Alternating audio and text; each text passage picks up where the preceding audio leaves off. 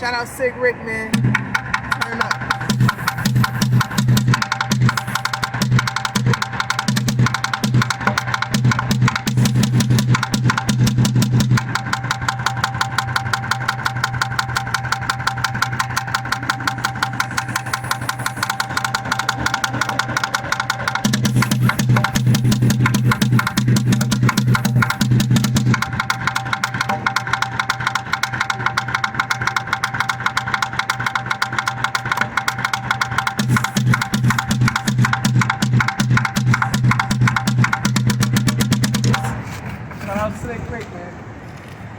Make sure y'all hit that subscribe button for him.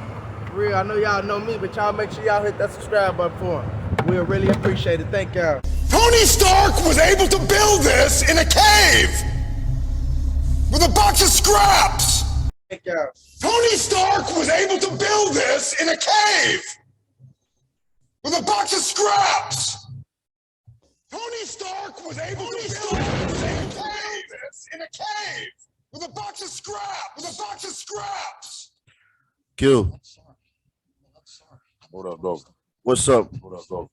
What's going on, man? Chilling, man. How you like that intro? Chilling, man. Oh, I like it. How you like that intro? Oh, I like it. A little bit I of can hear Detroit myself flavor. repeat myself. I can hear myself repeat myself, though. Oh, you can? Yeah. All right. Hold on. Let me fix that. What about now? Yeah, yo. No. You good now?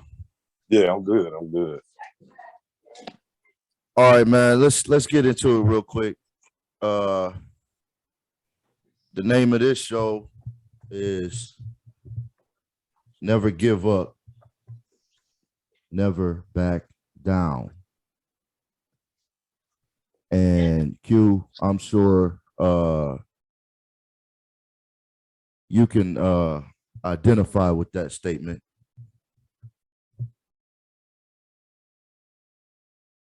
Let me play this little video, Q, and we'll get into it. All right. All right. Yeah.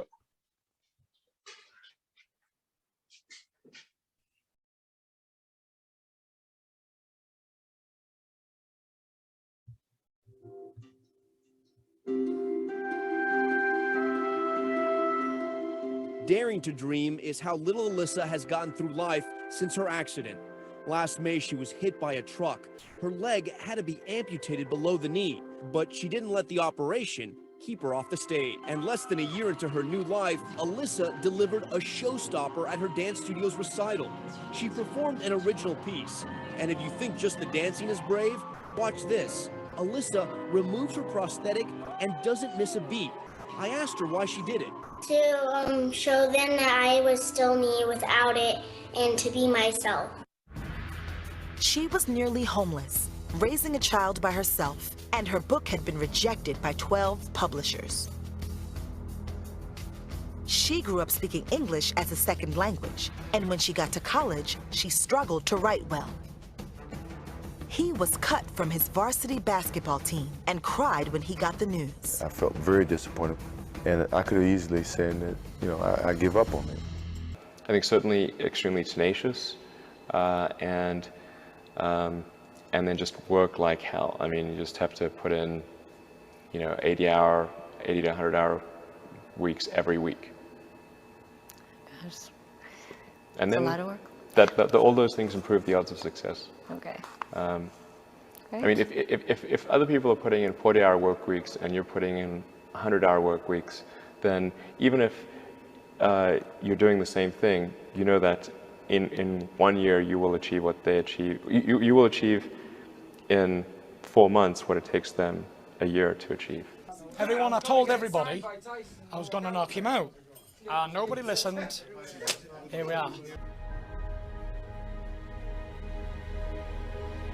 You have no idea how big of a deal this is to me.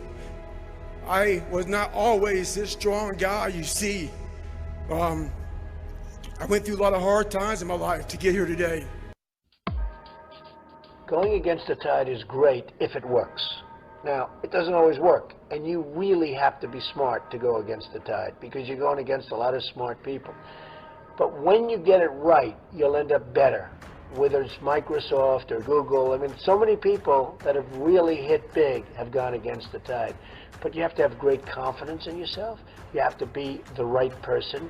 There are very few people that can pull it off, but when you pull it off, it's great.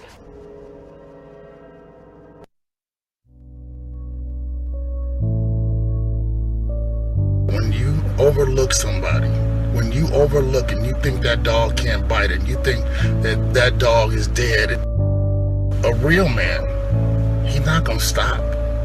And that's what Sean did. He trained harder. This dude was driving 2 hours to train for weeks and 2 hours back.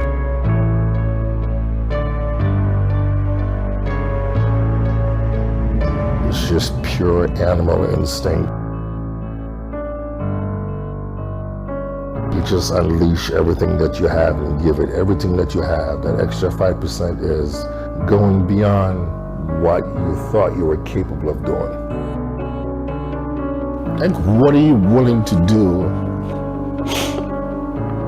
How hard are you willing to fight? For me, I just put everything in this one and say, hey, I'm gonna go for it. I told him since 2012, Sean, you were going to win this show. And there's been ups and downs. Last year was a, huge disappointment. Listen, this was not easy by a long shot. I got my ass kicked every day in the gym.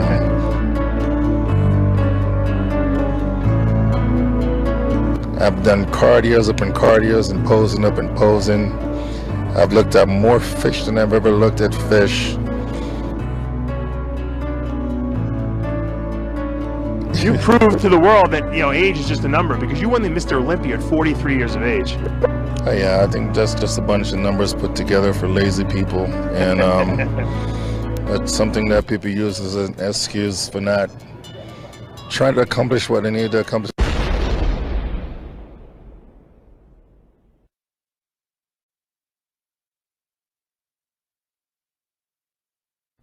So I've been sitting here talking for the last few seconds, and I didn't realize that I had it on mute.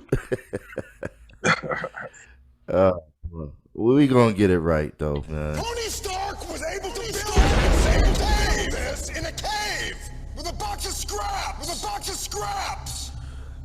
We gonna get it right. We gonna get it right eventually. Yeah, it's cool. But yeah, I was just saying, man, that was a collage of different people for whatever reason in their life. Nobody expected them to succeed, and they overcame obstacles and challenges to find success. And those are the kind of people, the kind of like-minded people that I would want to be around. You know what I'm saying? Because they say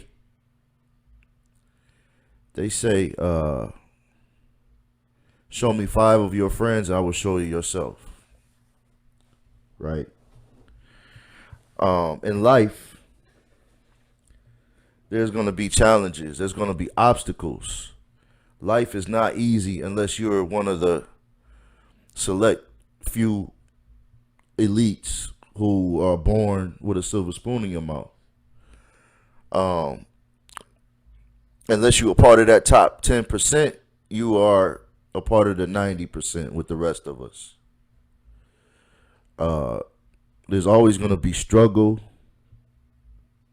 Nothing comes easy. Nothing grows on trees. I shouldn't even be sitting here today. Before I became a truck driver, I had a few people tell me I would never make it. Don't do it. You shouldn't be no truck driver, man. I don't think you have what it takes. I can't see you doing that. You know, Um, and look where I am. Look where I'm at. Because I didn't give up. I didn't listen to those people. You know, I believed in myself, and I did it. And these are the people that told me that were what I call at my last job. I called them lifers because they worked at a plant. Some of them been there for 15, 20 years. And none of them ever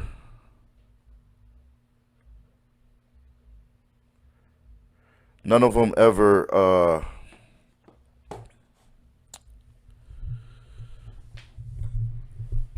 ever expected to do anything more in their own lives. The top wage at that plant, the most you could earn at that plant was $16.95. Okay, and at the time I thought that was great money. And you know, at the time, and I'm like, you know what? Eventually,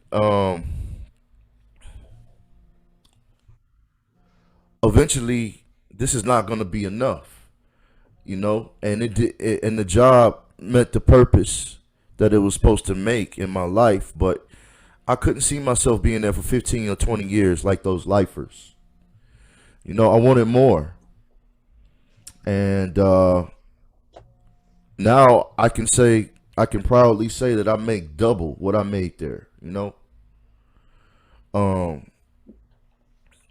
and I believe some of them are still there, still accepting that paycheck that they get, you know, accepting that wage that they're making, you know. And those were the same people that told me, you can't be a truck driver. Don't do it. It's not for you. You'll be back. I had some people tell me, you'll be back, you know. So a lot of times those obstacles come in the form of people, right? It's people who sometimes they don't want to see you succeed, right? Because they can't see anything more for themselves, so they try to project that onto you.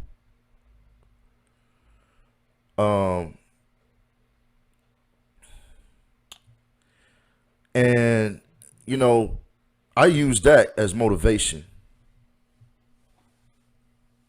Just like Michael Jordan, anytime somebody dissed him,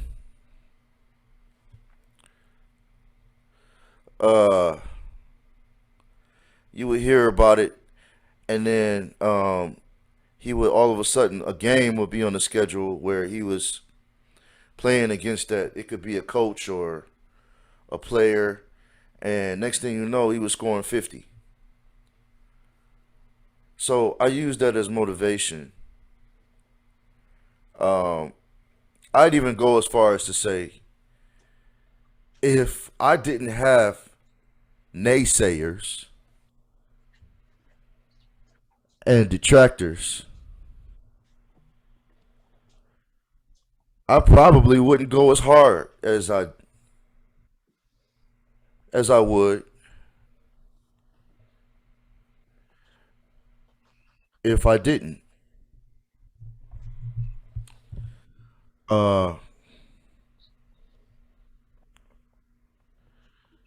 Q, Yo, what's your thoughts on the topic?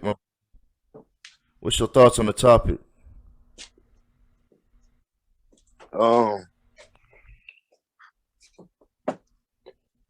Yeah, man, you know, it's hard work out here, man. You know, especially when you're trying to do something good. You know, you always got like that opposite negative push against you. to try to slow you down, man. And, you know, just gotta just keep going, keep your head up, stay strong. So, you know, it's tough, man. And when you're doing good, you're always gonna have that negative opposite push against you. You know, where, you know, like if you didn't have that, it wouldn't make you stronger, you know? It always ain't gonna be good. And the negative pushback is always like to make you stronger for that next level. So, you know, you gotta kind of accept it and just stay strong, keep your head up and keep going forward. And you eventually see daylight. But you gotta know, you know, not to be weak towards that push, you know? Gotta push back sometimes. And, you know, or you're gonna keep bumping your head because, you know, when you're a good person, you get a lot of leeches and a lot of people that want to take advantage of you, you know? And then when you push back, you're gonna get people that's gonna hate on you. So either way it go, you know what I'm saying? You still get a negative result when you're trying to do good. So, I mean, you know what I mean? A negative pushback when you're trying to do good.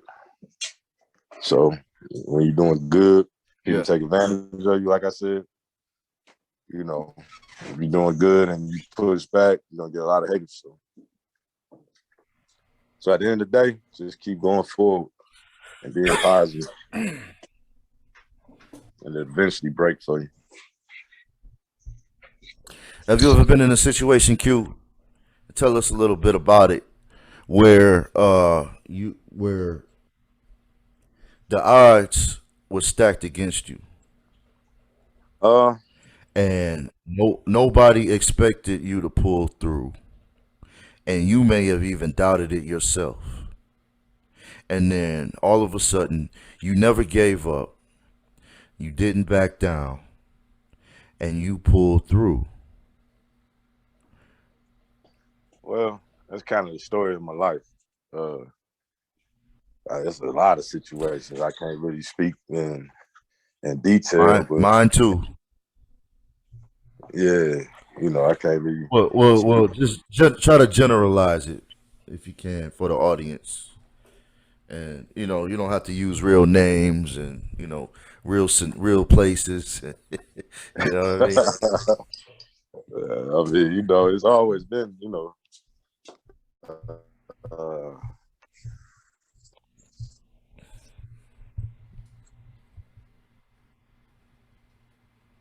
oh, my bad, man. I just gotta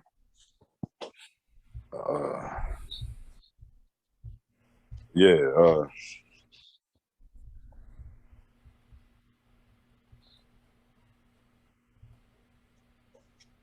but yeah, I'm going through something right now, actually, uh but yeah, man, I've been in a lot of little situations where, you know, it looked at kind of bad, and you know, and I kept moving forward, and it eventually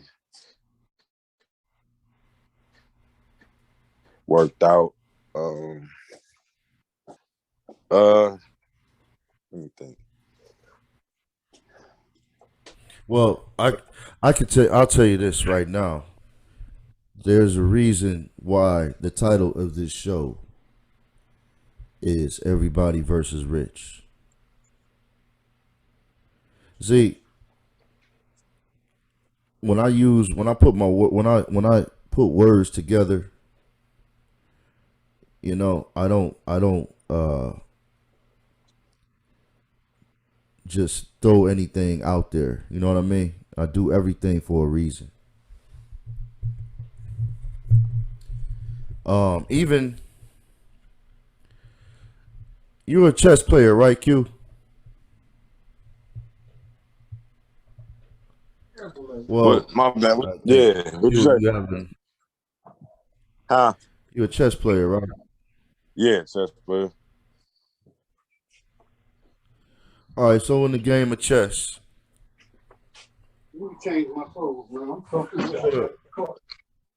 what are some strategies to win? Patience.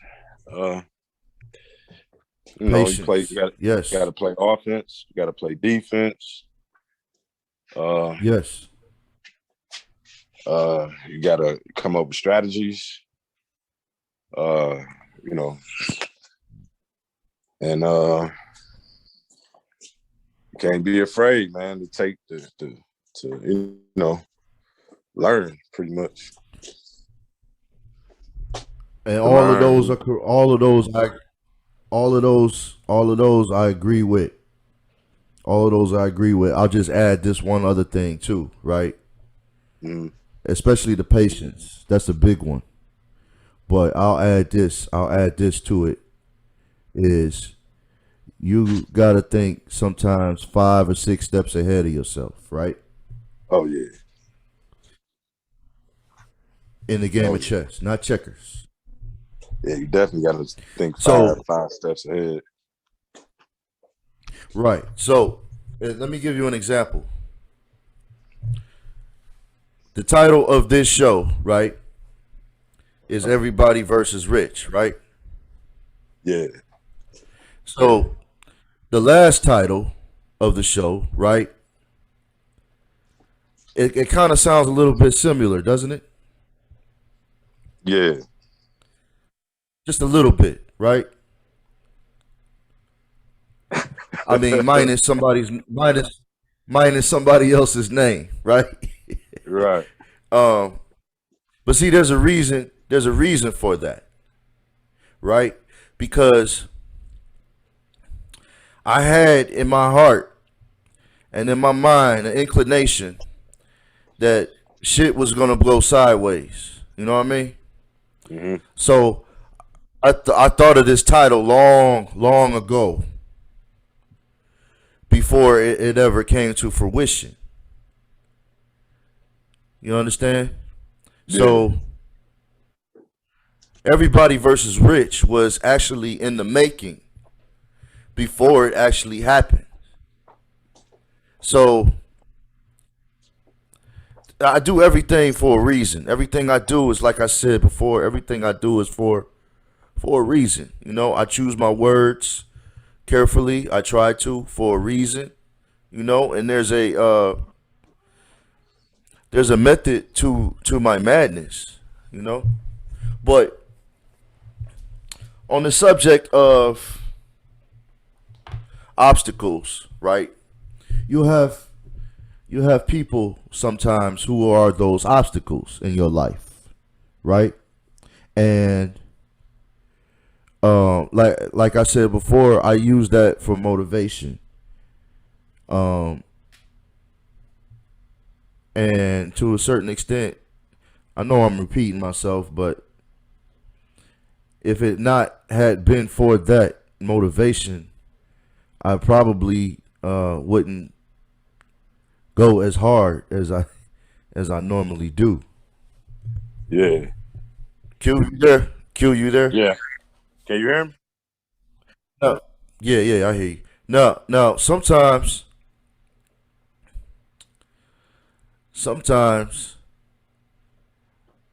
family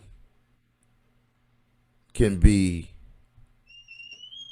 a part of that struggle, or a part or an obstacle, if you will, or you know, the opposite of support that a family is supposed to be, right? And Yeah. to a certain extent,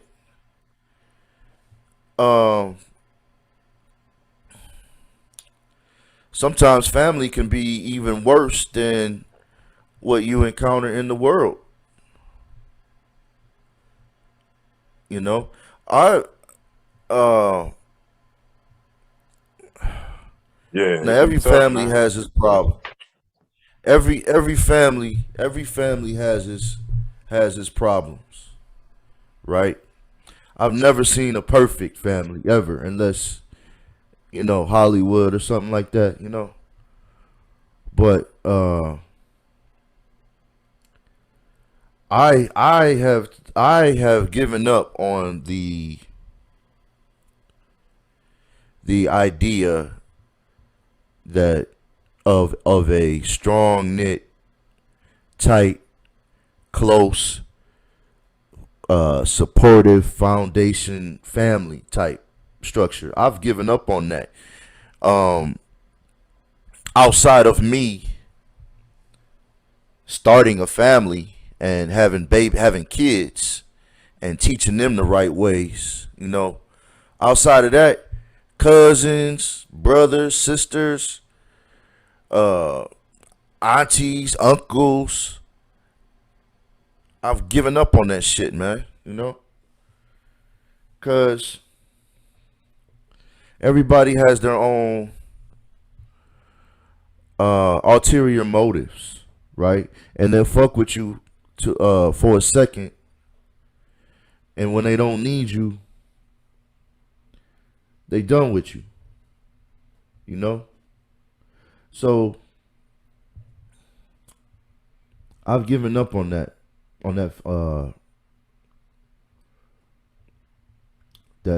tradition, if you will.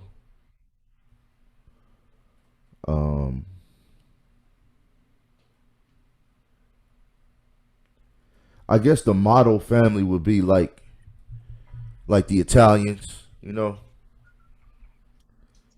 Yeah. How they treat each other, how they do each other, but black folk, we just can't not get it right. And in a lot of situations, you know what I'm saying, as far as relationships, family, and what's so fucked up about it is that you might have certain family members who are loyal to only specific family members, right? But all the rest ain't shit. You know what I'm saying? I got a lot of respect for the people who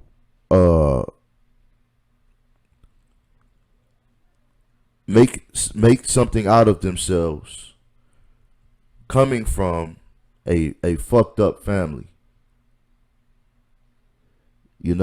And they didn't let it alter their journey in life. They went on to become great people, great successful citizens, despite coming from a fucked up family. You know what I'm saying? Q.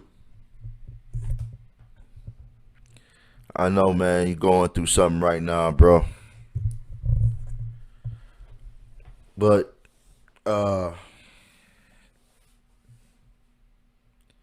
it's fucked up, man. It's fucked up.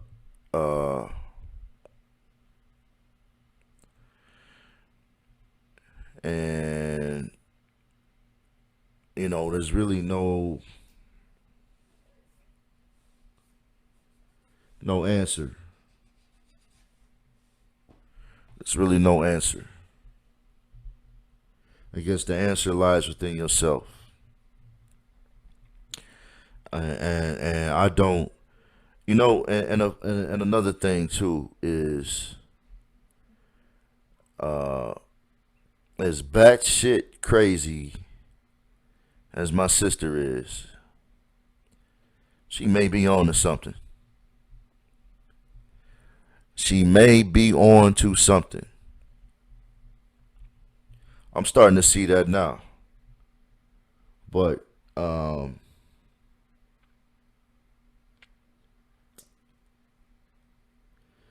you can't let exterior forces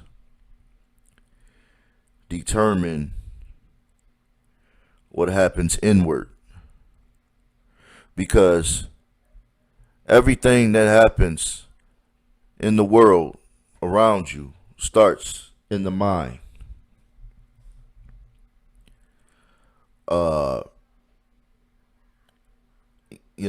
Your mind determines what kind of day you're going to have.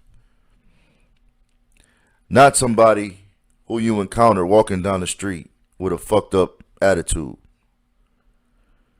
It should not dictate what your day is going to be, and furthermore, what your life is going to be. So if you have everything, all your faculties together inward, then your exterior, your outward life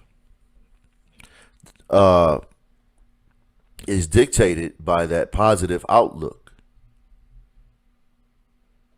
And that's another thing about giving negative people power, right? Because really, they're the ones with the problem, and they're the ones who are broken internally.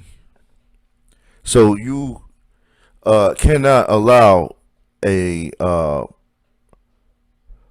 broken individual to have any power over your life. And when I say broken, I mean insecure, hypocrite,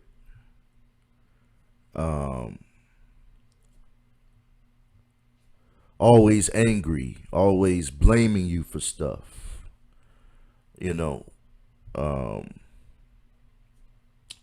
they may even borrow money from you and never pay you back, but that's their problem, right?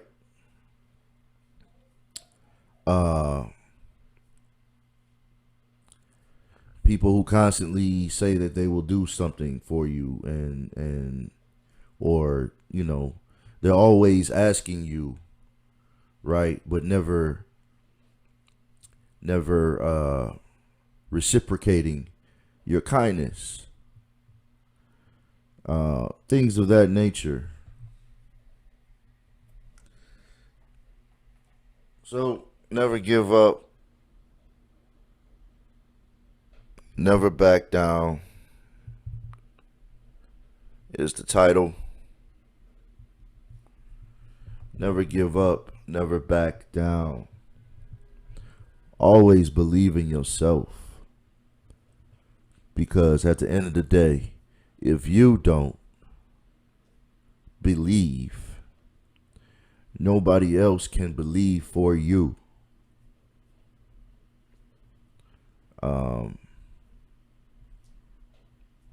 And I've never subscribed to the notion of if you can't beat them, join them. My slogan is beat them at all cost.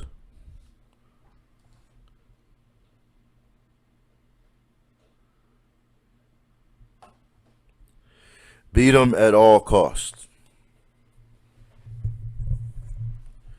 I would rather die than join, because I am not a follower. I am a trailblazer. I will carve out my own path, my own journey, before I subscribe to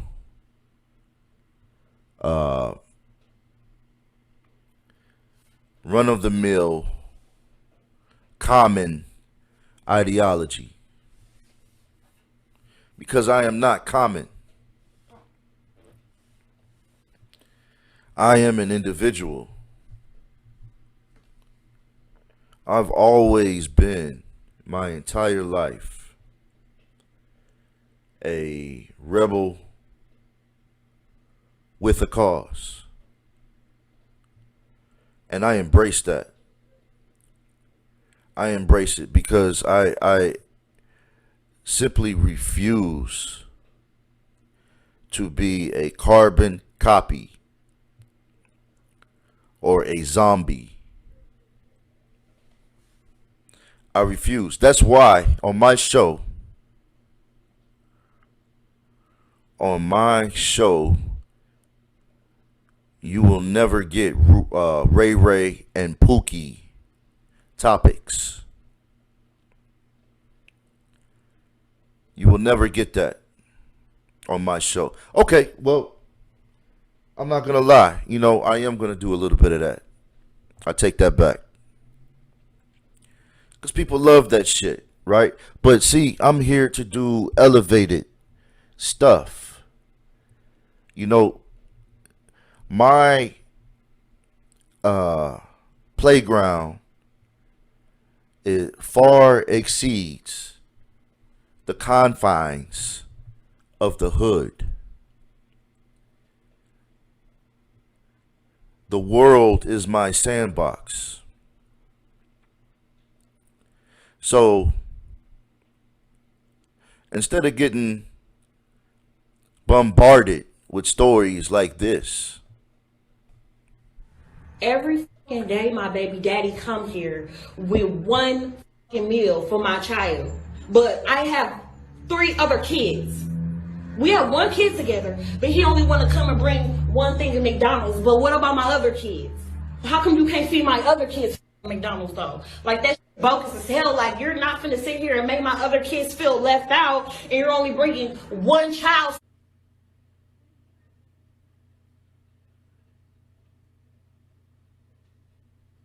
yeah, well, you get the point.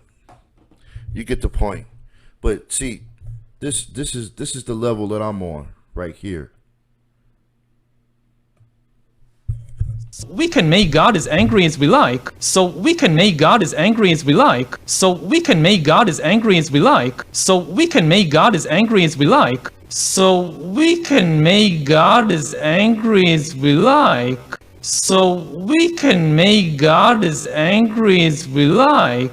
I mean, he can stop the rains, we don't care. So the 21st century might revolve around the fears and problems and hopes of a new massive useless class. So the 21st century might revolve around the fears and problems and hopes of a new massive useless class. So the 21st century might revolve around the fears and problems and hopes of a new massive useless class. So the 21st century might revolve around the fears and problems and hopes of a new massive useless class. People who are useless, not from the viewpoint of their mother or children, but useless from the viewpoint of the political and economic system. It is becoming possible to hack human beings and therefore also to manipulate human beings on an unprecedented scale. Well, you know, long term, we should try to reimagine a different system, a different set of values, because at least traditional capitalism has brought us so far, and we now see its limitations and the problem it's creating, but we don't have the time. It's just too difficult to change quickly enough the kind of core ideas and values of a civilization. Especially if you think about the ecological crisis, we'll have to deal with it with capitalism. It's too late to try something else.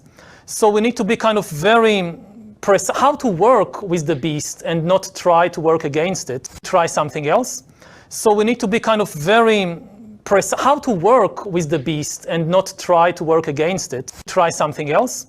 So we need to be kind of very precise how to work with the beast and not try to work against it. Try something else. So we need to be kind of very precise how to work with the beast and not try to work against it. It's too late to try something else. So we need to be kind of very precise how to work with the beast and not try to work against it. We also know that countries, many of whom are burdened by growing levels of debt, simply cannot afford to go green. Here we need a vast military-style campaign to marshal the strength of the global private sector. With trillions at its disposal, here we need a vast military-style campaign to marshal the strength of the global private sector. With trillions at its disposal, here we need a vast military-style campaign to marshal the strength of the global private sector. With trillions at its disposal,